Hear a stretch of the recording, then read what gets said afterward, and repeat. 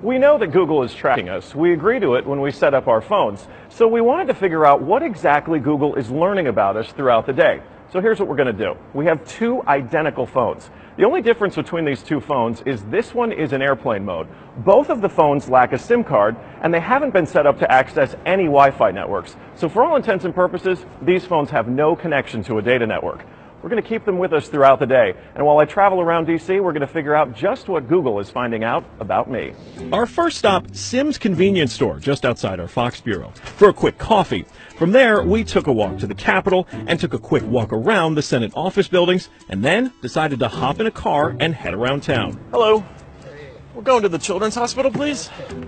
To run our test, we had to do more than walk the block, so we took a tour around our nation's capital. First, due north to the Children's National Medical Center Hospital, then west to St. Albans School and the National Cathedral. Our tour around town was a 14-mile journey that lasted more than an hour. The entire time, the phones had no access to the internet. Oh my goodness. Not a Wi-Fi connection and not any cellular data service. It almost seemed quaint to assume that Google wouldn't even be able to collect data on me. Let's head back to the bureau, my friend. Oh, that church is beautiful. Google's business model is simple. Collect data on its users and then use that data to sell targeted ads. It's a business model called surveillance capitalism. But does that critical data collection work even when your phones aren't connected? So we're back here at our Fox Bureau in DC, and we've got both of our phones exactly how we left with them. The only difference, really, I snapped a couple of bad selfies at the National Cathedral. But otherwise, they have stayed in my pocket for the entire day. So let's find out what they know. This is our man-in-the-middle device. It's basically a Wi-Fi network that these phones are going to connect to once we turn their Wi-Fi on. It's going to pass data through it on the way to Google. But on the way, we're actually going to get a copy of the same data that Google's going to get. We'll be able to decrypt it and then find out where we've been throughout the day. Within minutes, the numbers rolled in. The phone that wasn't on airplane mode registered more than 100 locations, 130 activities, and even 152 barometric readings. As soon as it hooked up to our Wi-Fi, it transmitted 300 kilobytes of data straight to Google.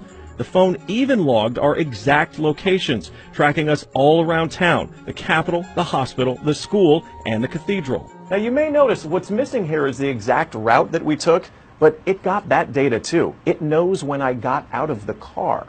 The metadata has a time log down to the very second, tracking everything when they think that you're walking, riding, and yes, even getting out of the car. Okay, so you're thinking, this isn't a big deal. I'll just put my phone in airplane mode. Yeah, we thought of that too. This is the other phone that we had with us that no SIM card also remained in airplane mode the entire time. Let's see what kind of data it captured. The phone with airplane mode activated actually logged more locations and activities than the other phone, and it also transferred hundreds of kilobytes of data to Google as soon as it was activated. The only thing that's missing from this map is our stop at the Children's Hospital, but it still knows we were there. There it is. Exiting vehicle, 100% accuracy. Through complicated user agreements and free software, Google gets users to sign away their privacy for nothing. They're even following you in the places that most people would expect total privacy: government buildings, a children's hospital, a private school, a church. Every move you make, every step you take, Google is watching you.